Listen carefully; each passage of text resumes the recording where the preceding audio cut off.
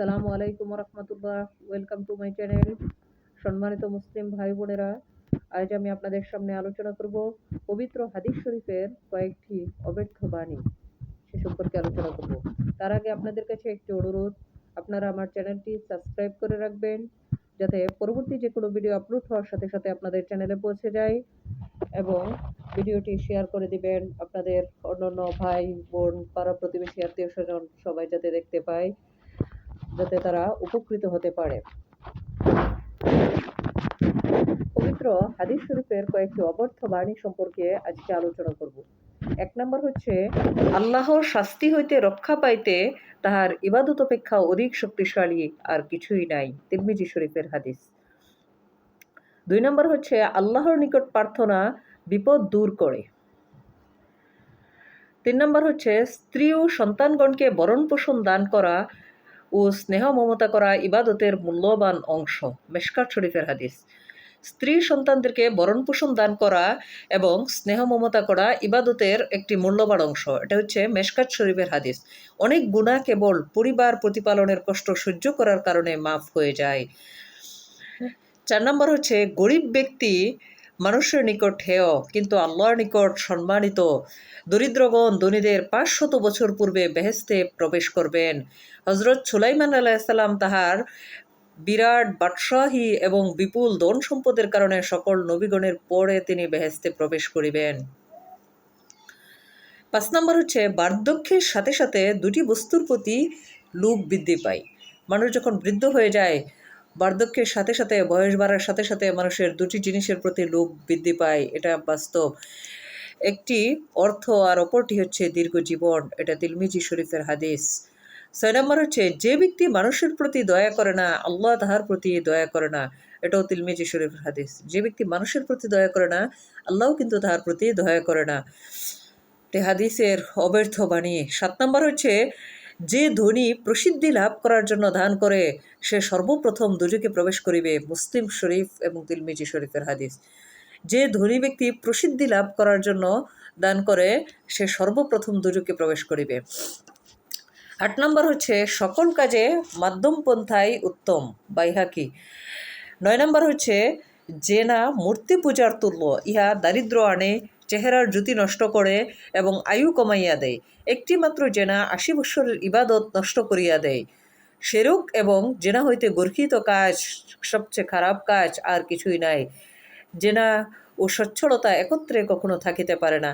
জেনা মানুষকে দরিদ্র বানাইয়া দেয়। 10 নম্বর হচ্ছে, অতিরিক্ত খাওয়া দুর্ভাগ্যজনক, বাইহাকি কিতাবে উল্লেখ আছে। 11 নম্বর হচ্ছে, এমন সময় আসিবে যখন মানুষ হালাল এবং হারামের মধ্যে কোনো প্রভেদ করিবে না। 12 নম্বর হচ্ছে, আল্লাহর কুদরতের সম্পর্কে 1 ঘন্টা চিন্তা করা 70 বৎসরের ইবাদতের চেয়ে উত্তম। আল্লাহর এই বিশাল কুদরতের সম্পর্কে 1 ঘন্টা চিন্তা করা 70 বছরের ইবাদতের চেয়েও উত্তম। 13 নম্বর হচ্ছে, দারিদ্রতা মুমিনের জন্য পুরস্কার স্বরূপ। 14 নম্বর হচ্ছে, লজ্জা ইমানের অঙ্গ, বিপদে ধৈর্য ধারণ করা ইবাদত, বুখারী শরীফের হাদিস। লজ্জা হচ্ছে মানুষের ইমানের একটি অংশ, অতএব বলা যায় যার লজ্জা নাই সে ইমান হারা ব্যক্তি। 15 নম্বর হচ্ছে, এমন সময় আসিবে যখন ইসলামের শুধু নাম ছাড়া অন্য কিছু থাকিবে না। 16 নম্বর, দানে মানুষের ধন সম্পদ কমে না। 17 নম্বর হচ্ছে, একজন খাঁটি মুসলমান কাবা শরীফ হইতেও সম্মানিত, ইবনে মাজাহ গ্রন্থে উল্লেখ আছে। একজন খাঁটি মুসলমান কাবা শরীফ হইতেও উত্তম, কারণ একজন খাঁটি মুসলমান আল্লাহর রহমতে সে বেহেশতে প্রবেশ করবে, সে কাবা শরীফ হইতেও সম্মানিত। 18 নম্বর হচ্ছে, কাহার উপর জুলুম করা হইলে সে যদি সহ্য করিয়া চুপ থাকিতে পারে, আল্লাহ তাহার সম্মান বৃদ্ধি করিয়া দেন। কাহার উপর জুলুম করা হইলে সে যদি সেই জুলুমটা সহ্য করিয়া চুপ থাকিতে পারে, আল্লাহ সেই ব্যক্তির সম্মান বৃদ্ধি করিয়া দেন। 19 নম্বর হচ্ছে, সদাচার, শিষ্টাচার ও মিতব্যয় নবুয়তের অংশ। কম ব্যয় করা বা সদাচার, শিষ্টাচার, সুন্দর ব্যবহার, সুন্দর আদব কায়দা, এগুলো হচ্ছে নবুয়তের অংশ। 20 নম্বর হচ্ছে, হালাল জীবিকা উপার্জন করা ফরজ। 21 নম্বর হচ্ছে, আদব কায়দা আল্লাহর অনুগ্রহ লাভের উপায়। 22 নম্বর হচ্ছে নিরপেক্ষ মানুষের দোয়া তাড়াতাড়ি কবুল হয়।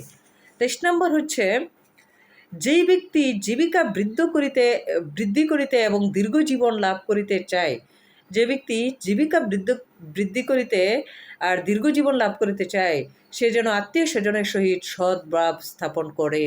যে ব্যক্তি আত্মীয় স্বজনের জন্য দানের দরজা খুলিয়া দেয়, আল্লাহ তাহার ধন সম্পদ অনেক গুণ বাড়াইয়া দেন।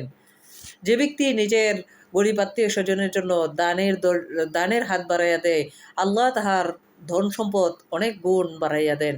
এটা হাদিসের একটি অব্যর্থ বাণী। আমরা মুসলিম ভাই বোনেরা সবাই চেষ্টা করব হাদিসের বাণীগুলো মেনে চলার জন্য। আল্লাহ তাআলা সবাইকে সেই তৌফিক দান করুন। আসসালামু আলাইকুম ওয়া রাহমাতুল্লাহ।